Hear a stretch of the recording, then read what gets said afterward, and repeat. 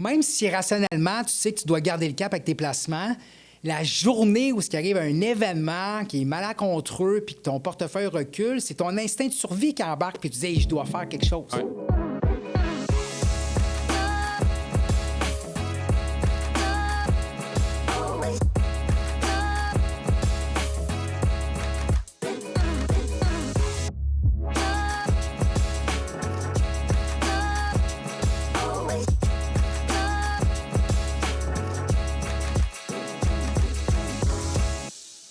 Bonjour tout le monde, mon nom est Hugo Labrec, j'espère que vous allez bien. Bienvenue à un nouvel épisode du podcast Outside the Box, culture financière.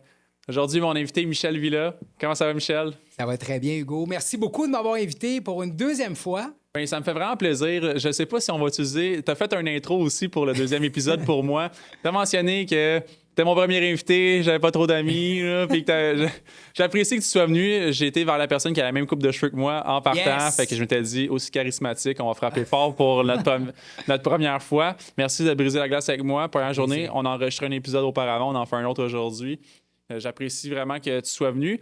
Puis cet épisode-ci, on va le faire un peu plus sur ton parcours parce que c'est ce qui m'a accroché chez toi quand tu as partagé ton histoire dans les différentes conférences que j'ai écoutées. J'ai retenu parce que tu as mentionné, dans le fond, avoir eu des objectifs puis des avoir atteints d'une certaine façon, de trader pour une grande boîte, puis de t'avoir rendu compte que c'était pas nécessairement ce que tu pensais que c'était ou c'était pas nécessairement les attentes que tu avais. Est-ce que je me trompe? Je me suis fait congédier. Carrément. Alors, en 2014, j'ai perdu mon emploi pour une institution financière. J'étais prop trader. Prop trader, c'est quoi? Dans le fond, tu exécutes des transactions d'achat et de vente à la bourse pour générer du profit pour l'institution financière. Et ça n'a pas du tout fonctionné. Et là, à partir de ce moment-là, je me suis dit, qu'est-ce que je vais faire? Et c'est là que j'ai eu l'éclair de génie de parler de comportement humain à la bourse parce qu'on mettait beaucoup l'accent à l'époque sur le savoir, l'acquisition des connaissances, la théorie, mais peu, dans le fond, de formation sur le savoir-être, de comment se comporter face aux fluctuations boursières, d'où ma présence aujourd'hui. Puis, ça me fait penser un peu à de te retrouver dans cette situation-là. Tu as dû penser un petit peu à l'extérieur de la boîte pour te virer de bord. Ce qui est le nom du podcast, en fait. Oui. Outside the Box, qu'est-ce que ça représente pour toi? Quand on dit ça, comment est-ce que tu le vois? Écoute, on est dans le fond supposé d'être notre plus grand fan parce qu'on est avec soi-même 24 heures sur 24, 7 jours semaine. Donc, penser outside the box ou à l'extérieur de la boîte, dans le fond, c'est vraiment te dire oui à soi. Puis ça veut dire quoi? Ça veut dire que dès qu'on est jeune, on est souvent amené à suivre un parcours qui est déjà dessiné. Tu vas aller à l'école, tu vas aller, dans le fond, tu vas choisir un emploi, tu vas rencontrer un conjoint, tu vas marier, avoir des enfants. C'est très linéaire. Puis dire oui à soi, c'est vraiment de te dire, écoute, moi, je suis un être qui est unique, puis pas à cause que je suis spécial, c'est que tout le monde est unique. Dans le sens qu'on a des valeurs, des projets, des rêves, on a des aspirations qui peuvent être différentes. Donc, pourquoi je te parle de ça? C'est qu'à l'âge de 20 ans, j'ai tout lâché au niveau de mes rêves que je voulais à l'époque avoir au niveau plus carrière, dans le sens que j'ai lâché l'école pour devenir copropriétaire d'un bar. J'ai fait ça pendant 4 ans. Et ça, c'était vraiment un objectif de dire oui à soi. C'est quelque chose que j'avais envie de faire, de sortir de ma zone de confort, de sortir de la boîte.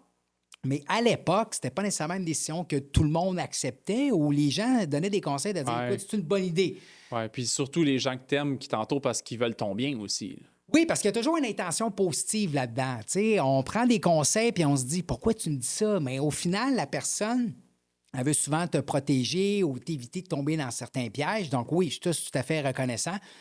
Mais le message, c'est que même si ça avait mal été, que je m'aurais complètement là, enfargé, ça aurait été quand même une expérience vraiment le fun. Puis, tu sais, heureusement, je m'en suis quand même bien sorti de ça. Puis, j'ai rencontré des personnes extraordinaires, mais surtout, j'ai grandi. Et là, je me suis dit, oui. Je me suis dit oui à moi-même. C'était un peu là, mon mantra ou mon créneau que je me suis donné tout le reste de ma vie dans mes décisions. Oui, je suis d'accord avec ça. Si tu me permets, j'ai surligné à quelque part dans le livre où est-ce que tu en parles de ça. Il faudrait que tu me laisses quelques minutes ou secondes pour le retrouver. Mais t'en parles de ça, ou est-ce que, en fait, là, ce qui te satisfait, c'est d'avoir respecté tes valeurs durant le processus, dans le fond, tes objectifs de valeur. J'aimerais ça le retrouver pour le lire dans tes mots à toi. Parce que quand tu parles de valeur, dans le fond, c'est d'être cohérent avec toi-même. C'est de te coucher le soir puis de dire, est-ce que j'ai bonne conscience? Est-ce que je me sens bien par rapport à mes décisions? Puis les valeurs te servent de guide dans le futur aussi. Quand tu arrives pour prendre une décision, c'est vraiment une bonne place pour te dire est-ce que ça correspond, oui ou non, à tes valeurs. Donc, j'invite vraiment les gens à faire un exercice, à vous poser la question, qu'est-ce qui vous attire dans la vie comme valeur? Qu'est-ce qui est important pour vous?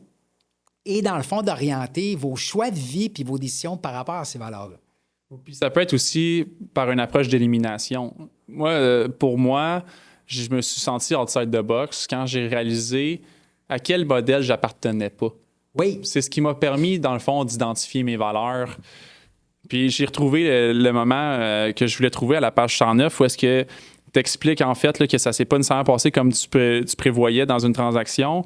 Puis il te dit, j'étais évidemment déçu, mais avec le recul, j'ai tiré une grande satisfaction de cette préparation car elle correspondait à mes valeurs personnelles. Le dépassement de soi, la santé, le bien-être et l'envie de tenter de nouvelles expériences. Là, je me souviens, c'était pas une transaction, c'était un marathon que tu devais faire, puis que finalement, la météo avait pas été de votre côté. Tu avais décidé de quand même faire une expérience de marathon de ton côté sans avoir à aller à celui qui était officiellement annoncé. Bien, de mémoire, c'était en 2017. Il y avait une grosse vague de chaleur à Montréal, puis il avait annulé dans 2017, le fond, le marathon. Je m'étais entraîné tout l'été par rapport à ça. Puis finalement, j'avais couru le demi-marathon. Pour au final avoir fait le marathon de Magog un mois plus tard, qui est très coûteux. Ça, c'est une autre expérience, puis ça avait vraiment été le fun. Puis je te dirais, par rapport aux valeurs, c'est de penser comme un professionnel.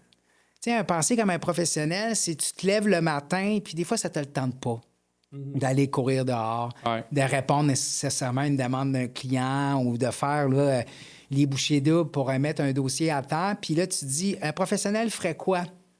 Dans ce contexte-là, il livrait la marchandise et ça, moi, j'attache beaucoup de valeur à ça. Oui, je suis d'accord avec toi. Puis l'analogie se fait bien aussi par rapport au sport. Les athlètes professionnels, tu sais, il y a l'histoire de Kobe Bryant qui était déjà au terrain de pratique avant tout le monde. Puis quand les gens partaient, il était encore là. Mais ça, il tentait pas non plus, tu sais. Ou quand on pense à, ça peut être une chanteuse ou un chanteur qui doit faire une prestation, puis trouve des solutions parce qu'il y a une extinction de voix ou ça ne tente pas ou il y a un enfant de malade, là, il faut quand même avancer. Ce qui est incroyable dans ces emplois-là, puis même en négociation active ou l'investissement, c'est répétitif, les tâches. Puis souvent, l'être humain, on aime ça, avoir de la nouveauté, d'essayer des choses différentes.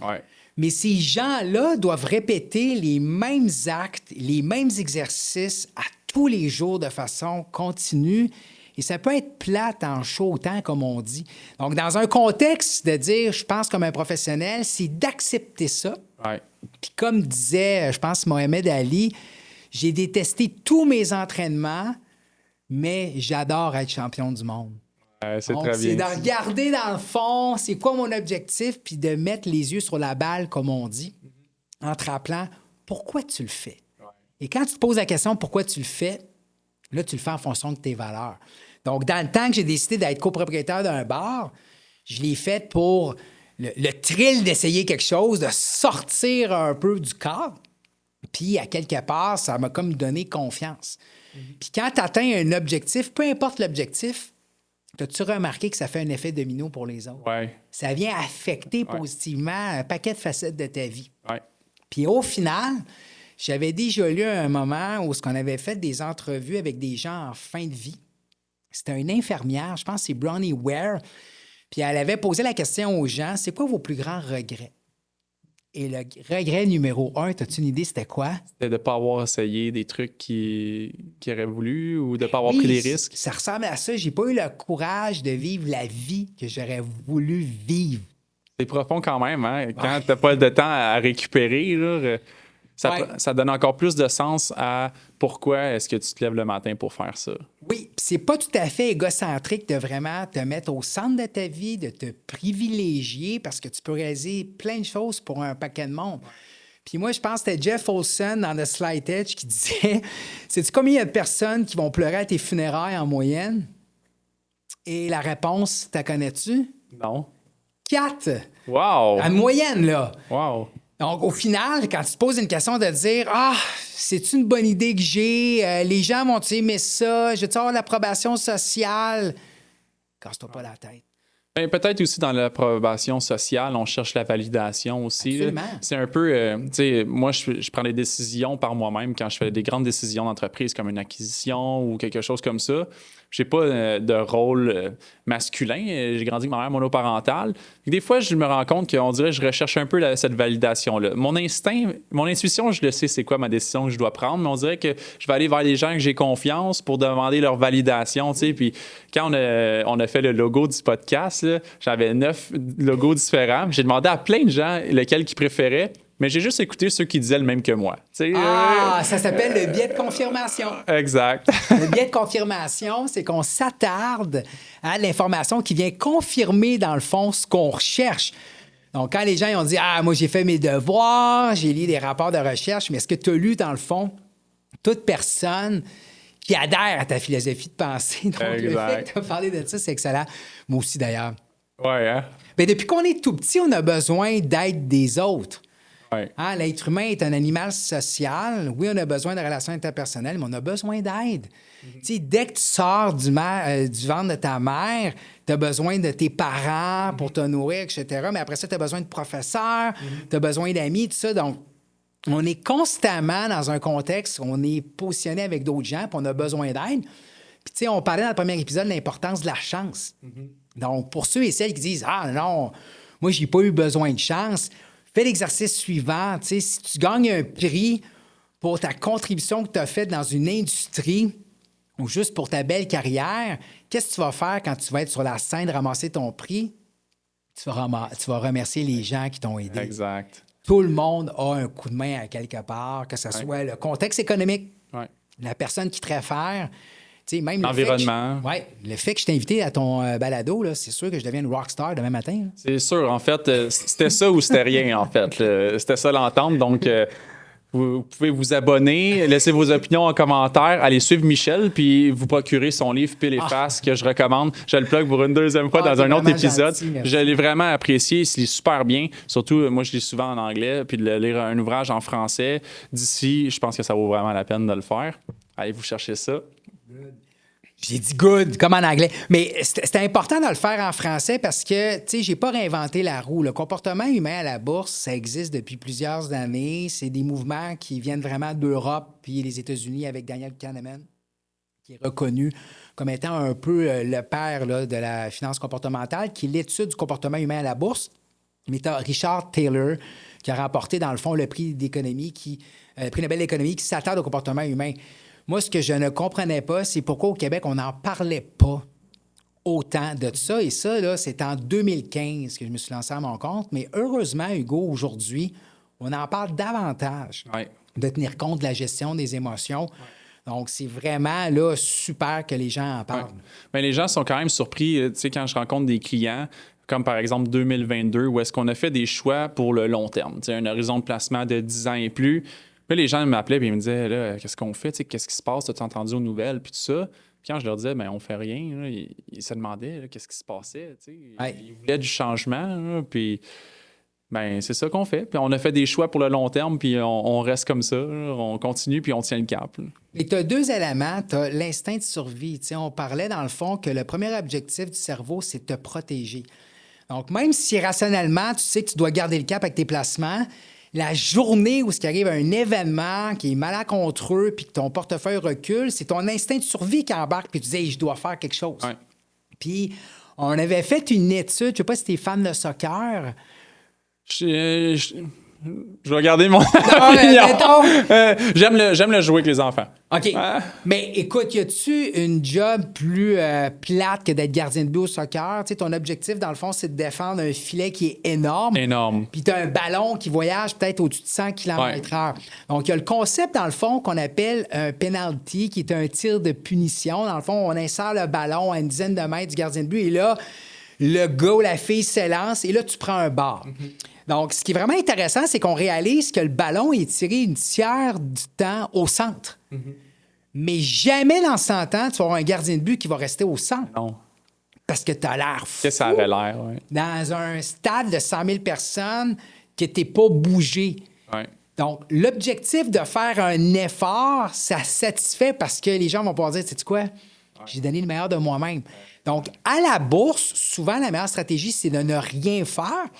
Puis tu as l'impression que de ne rien faire, si tu manques un peu à ta job. Puis imagine-toi comme conseiller en placement où toi, tu es rémunéré. Les gens vont dire, je le paye pourquoi? Je le disais pas, mais oui. Oui, parce que souvent, on paye à l'acte. Ouais. Tu vas chez le garagiste, tu vas chez le dentiste, on est payé à l'acte. Et là, tu me dis de ne rien faire. Pourquoi je te paye? J'ai pas besoin de te payer, je peux attendre tout seul sans que tu me le dises. Absolument.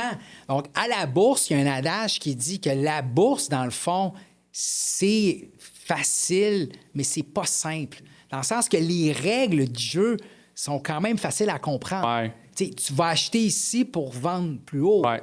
mais c'est pas simple. Ouais. Parce que D'attendre avant, d'attendre pendant, Oui. d'attendre après. Tout à fait. Donc, c'est toute cette dynamique-là qui fait que c'est vraiment difficile. Et toi, ton mandat, dans le fond, c'est de protéger les gens. Parce qu'on dit Exact. souvent, le pire ennemi, c'est nous-mêmes. Exact. C'est sûr. Exact. Ben, c'est ce qu'on fait sensiblement. Tu sais. Parce qu'investir, acheter de l'indice, tout le monde peut le faire. Tu sais. Puis j'en parlais aussi avec mes fournisseurs parce que je trade, c'est ce qui m'a amené dans les services financiers, le fait que je tradais. Puis c'est sûr que j'avais une approche, moi aussi, un peu plus trader. Quand je parlais avec mes gestionnaires de portefeuille ou mes fournisseurs, je leur disais, ben là, dans le fond, pas compliqué, j'achète de l'indice, puis ça se compare, tu sais. Puis ils me disaient, non, parce que les gens, quand l'indice drop de 15, 20, 25 là, n'ont plus de repères, puis ils savent plus, en fond, qu'est-ce qu'il faut faire, puis ils cherchent cette action-là. Ils sont pas capables d'endurer l'inaction là, durant un moment où est-ce qu'il faut attendre. C'est sûr que c'est des bonnes compagnies, là, tu sais, il y a quand même certaines conditions à ça, mais le fait d'être inactif, là, ça les dévore. Là.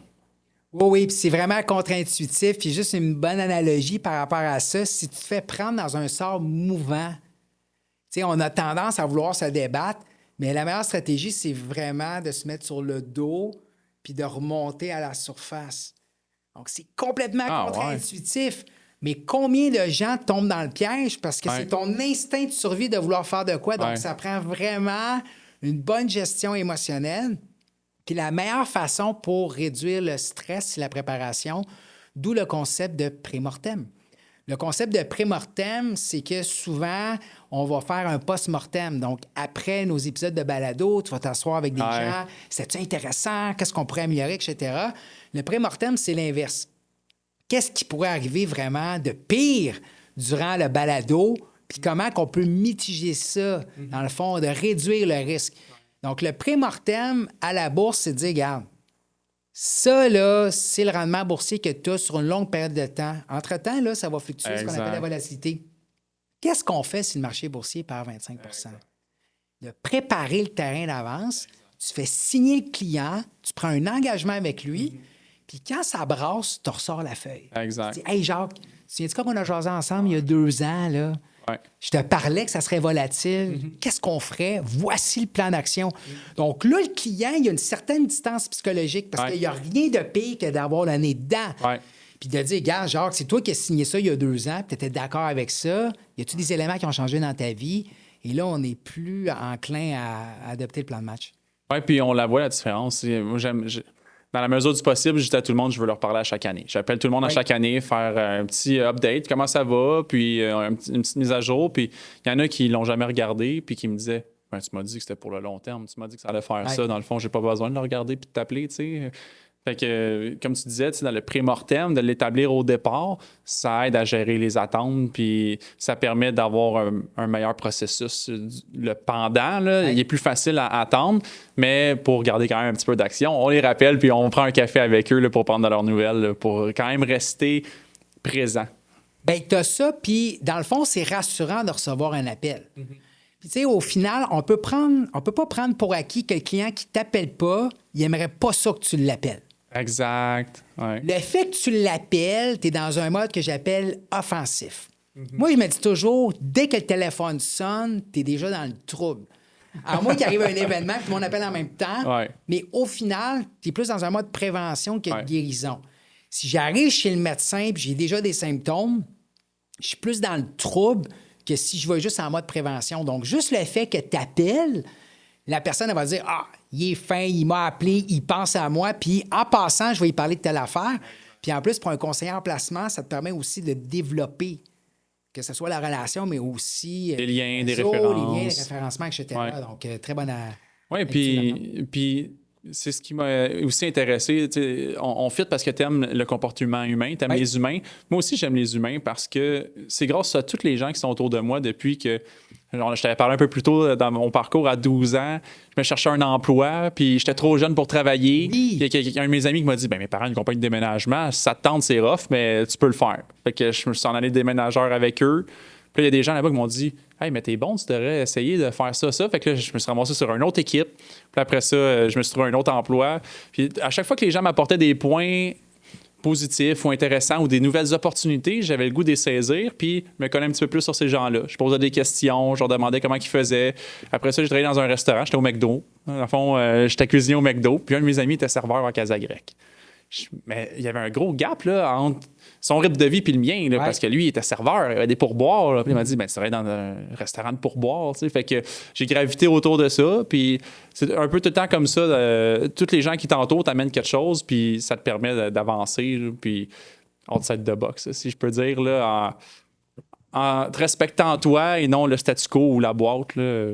Bien, bravo à toi parce qu'il y avait Richard Wiseman qui a écrit un livre qui s'appelle The Luck Factor qui s'est attardé. C'est quoi la différence entre les personnes qui se considèrent chanceuses versus les personnes qui se considèrent malchanceuses? Puis ce qui est vraiment intéressant, c'est qu'au final, on réalisait que les deux groupes de personnes avaient sensiblement les mêmes opportunités. Ouais. Ce qui faisait la différence, c'est qu'un groupe de gens les prenaient, ces opportunités-là. Donc, le fait que toi, tu es allé de l'avant, puis tu as été curieux, puis tu as été capable de te sortir de ta zone de confort en y allant de l'avant pour te développer, bien bravo. Puis c'est un peu ça le message qu'on veut lancer.